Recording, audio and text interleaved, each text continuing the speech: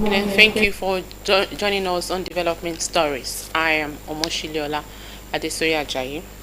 The Ondo State government has approved a comprehensive flood mapping exercise to mitigate climate change impacts to safeguard vulnerable communities from recurring flood disasters. Speaking after the State Executive Council meeting, Commissioner for Environment, Tob Loco, emphasized that the government is working to stay ahead of potential disasters while also preparing emergency measures for affected residents. Dr. Loco urged residents, especially those in high-risk areas, to cooperate with government officials during assessments and interventions. In a related development, Commissioner for Infrastructure, Abiola Olawoye, said a 3.5 billion counterpart fund was approved for the Rural Access and Agricultural Marketing Project, RAMP, a World Bank-backed initiative to improve rural roads and boost agricultural productivity. Meanwhile, two traditional rulers were approved by the State Executive Council. They are Prince Olushola Ajaka as Bogunro of Idiogba, Alagbon, and Prince Isiaka Oseni as Alale of Akungba Akoko. Commissioner for Information, Idowu Janako, said the decisions demonstrate the government's commitment to development, urging residents to support the administration. Patients in public hospitals across Nigeria have been left groaning, stranded, dejected, and frustrated as nurses under the umbrella of National Association of Nigerian Nurses and Midwives, Federal Health Institutions sector commenced a nationwide 7-day warning strike. The industrial action led to widespread disruption across health facilities in the country as patients were discharged due to a shortage of nurses while others were completely shut down. Overwhelmed by patient loads, the few available medical staff members struggled to maintain basic operations. The union is demanding from federal government an upward review of shift allowances, adjustment of uniform allowance, creation of a separate salary structure for nurses, and increase in core duty allowance, mass employment of nurses, and the establishment of a nursing department within the Federal Ministry of Health. Before embarking on the strike, the union had issued a 15-day ultimatum to federal government warning of an imminent total shutdown of healthcare services if their demands were not addressed. Operatives of Lagos State Ministry of Environment and Water Resources have carried out cleaning and deseating of a secondary collector drain and the evacuation of silt from manholes at Ojota Isolo local government development area.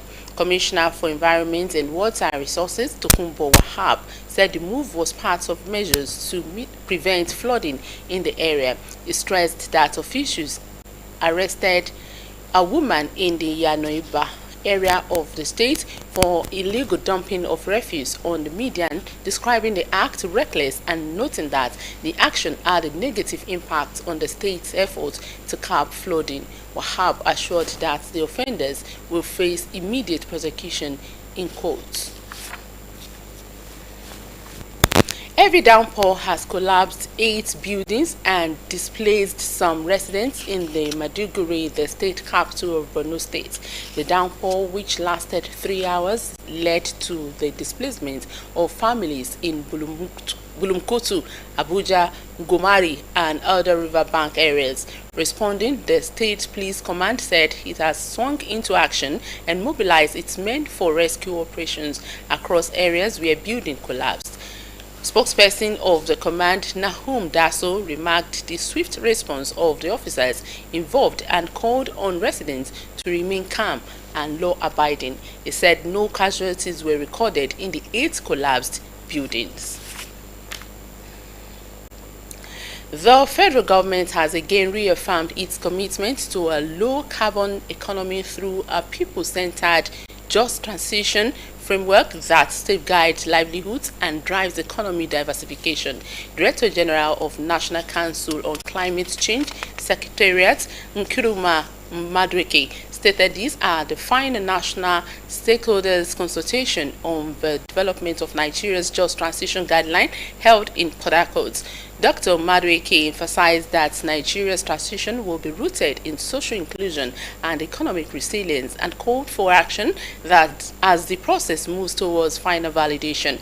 United Nations representative Stephen Agugwa, speaking on behalf of the UN system, stressed the urgency of an actionable nationwide national framework. Energy experts emphasize that Nigeria must use its fossil fuel revenues wisely while preparing for a clean energy future. Nigeria has reaffirmed its commitment to maintaining robust relationships with Ghana, including at the citizen-to-citizen level. This follows Minister of State for Foreign Affairs Bianca Odumegwe Ojukwu's two-day visit to Ghana to tackle ongoing strain in Nigeria's Ghana citizens' relations. She is also scheduled to meet with relevant stakeholders at both the end, including the President of Ghana.